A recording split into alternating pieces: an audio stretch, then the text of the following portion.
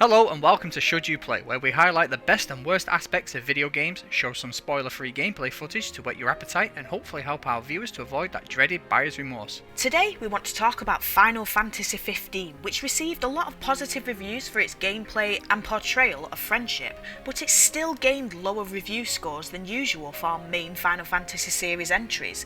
The game was criticised for its flawed storytelling, empty open world, and the fact that the game felt unfinished. Because it was unfinished. Apparently developers did not have enough time to include everything they wanted to, but that does not mean that the game is terrible. There are a lot of things that make this game great.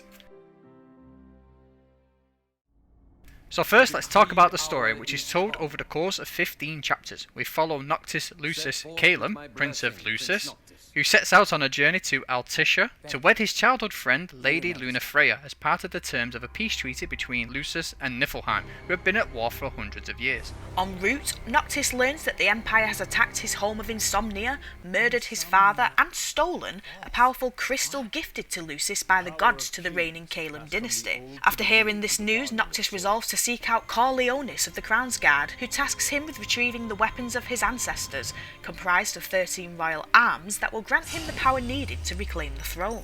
Noctis is accompanied by 3 friends. Ignis, his royal advisor and resident tactician, his bodyguard Gladiolus, and his best friend Prompto. What is with all these Latin names? Why can't there just be a Dave? Needs us to find some Dave guy.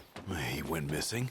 Not missing. All characters are given copious opportunities to showcase their personalities and combat abilities. Naturally, the world building, relationship between kingdoms, lore and story is much more complicated than that, but I hope that our brief overview will suffice. The game has prominent themes of friendship, legacy, and destiny, and is more grounded in realism than most Final Fantasy games since it explores the characters' humanity and places them in more realistic settings. Final Fantasy games have always felt unkind to series newcomers, so it's nice that this game feels more accessible and a soft introduction to Final Fantasy. On the flip side, the game feeling so far removed from most Final Fantasy games could deter existing fans, but the game does state at the beginning that FF15 is designed to be a game for Final Fantasy fans and first-timers. The story is quite interesting, but I can definitely understand why the pacing of the story has been scrutinised. Despite Final Fantasy XV being a 60+ hour game, it feels like the developers scaled back the size of the open world and scope in order to squeeze everything into half the time. This is most apparent with the abandonment of the open world for most of the second half of the game in favour of linear chapters. It does feel like 2 separate games. The first half is designed for adventurers to explore and have freedom, whereas the second half of the game feels like it's designed for people seeking scripted action scenes, enclosed levels, and significantly less freedom. To say the game is open world is a bit of a stretch. It's open world for half of the game, and even saying that is a bit of a stretch. Personally, I loved the vibe of the game. I liked the group dynamic a lot, and although Noctis has quite a weak personality for a Final Fantasy protagonist, after listening to the group's inane chit-chat for so many hours, I truly began caring about the character's fate. When a tragedy befalls one of the members of your party, rendering them disabled, it genuinely upset me on a deep level, and I was like, wow, I didn't even realise I cared so much.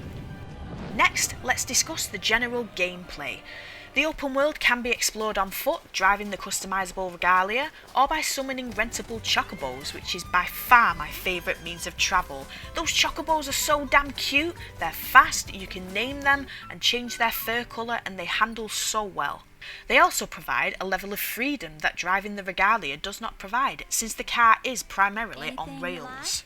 You can customise the car to get it to be more of a manual drive and take it off-road, but the questline to be able to do so is long-winded. It would have been better if they just let you have more control of the vehicle, like they do in Mass Effect Andromeda. Despite claims that the world feels empty, there is actually quite a lot to do. There are over 200 side quests you can do. There's bounty hunts, fishing spots, chocobo racing, a pinball minigame, and dungeons, caves and mines to explore. Noctis' companions occasionally point things out to him and allow the player a way to organically discover additional optional things to do. They also invite Noctis to participate in tours and special objectives at camps. I think by empty, what people mean is that there is very little to loot and no collectibles. You do come across the occasional blue twinkle to pick up, but other than that, it is very lacking in this regard. I have to be honest here. The side quests and bounty hunts are very repetitive, boring, seemingly endless and unfulfilling. They're just filler content. I would definitely advise people not to try and complete them all, unless you like pointlessly hunting down lots of different coloured frogs, a task really unbefitting for a prince, and it's not as if Noctis and Co doesn't have more pressing matters to attend to. One aspect I did genuinely enjoy was the fishing, surprisingly. Normally I try to avoid fishing in games, but I found it strangely satisfying when I discovered a great fishing spot and caught a big catch. Nice work, dude! Final Fantasy XV embraces a real-time combat system called FFXV Battle, which incorporates aspects of the environment since Noctis can warp to warp points that appear when you enter battle to either gain an advantage, escape situations, or recharge. The wait mode freezes the action when the player is stationary to allow for strategic targeting, planning attacks, and scanning enemies for information using Libra. During combat, a 3-segment tech bar appears which gradually fills and allows Noctis to issue commands to his companions. In the original release, only Noctis was playable, but patches have allowed players to switch between party members during combat, which is an element I very much enjoyed. I found it so satisfying switching to Prompto to make good use of the guns he had in his arsenal. I genuinely can't imagine what the game would be like if I couldn't switch party members during combat. This is one of the best things about it. Noctis unlocks Armiger, take your pick, when he has collected 3 royal arms, allowing him to activate an attack boost and shield once a circular gauge has been filled. Whilst in Armiger, Noctis does not lose HP or MP, and Armiger chains can also be performed. The skills in this game are known as Ascension and are unlocked by spending ability points, or AP, across 9 separate skill trees: Armiger, Magic, Recovery, Techniques, Combat, Teamwork, Stats, Exploration, and Wait mode. The options are quite extensive, and there are some skills that you definitely want to unlock early, such as the skill that allows you to gain AP through driving. There are some excellent combat skills that can be unlocked for each character also, and AP is accumulated and shared amongst all party members. Combat begins when enemies approach or Noctis gets too close and a red gauge appears, giving the player the option to flee or engage the hostile enemy in battle. Anyway, enough about the combat system, let's talk about the general vibe of the game and give you our personal opinions. I really enjoyed the relaxing road trip feel of Final Fantasy XV. At first I wasn't keen on how on rails the car was, but after a while I started to like it. I loved taking long auto drives in the Regalia, taking in my surroundings, listening to party chatter and using the car's music player for ambience. It felt quite cinematic and relaxing, and I didn't even mind being interrupted by Prompto always wanting to take photos. I found the camps to be a nice element of the game that also provided a respite from the action. You set up camp and the accumulated XP you have gained is tallied up, you get to choose meals for stat boosts, view photos taken of your journey, and spend time getting to know party members. This is a welcome contrast between the fast-paced combat and exploring internal locations on foot. The graphics are pretty good in this game.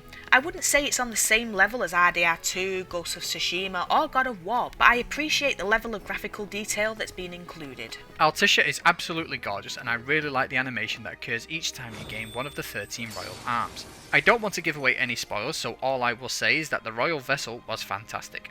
There is a lot of post-game content too, which is great. After the story concludes, you unlock new quests, challenges and equipment. The combat in this game was okay, but I think they tried to do too much and in doing so overlooked the basics. I also don't know if I was simply playing the game wrong, but I always felt weak against enemies that were even a lower level than myself. Battles just felt arduous and a pain. It's the same feeling you get when Prompto shouts, "Imperials above us! Imperials above us! Imperials above us! Imperials above us! And it just makes you groan because you have no choice but to abandon whatever you're doing and flee the area. So, should you play Final Fantasy XV?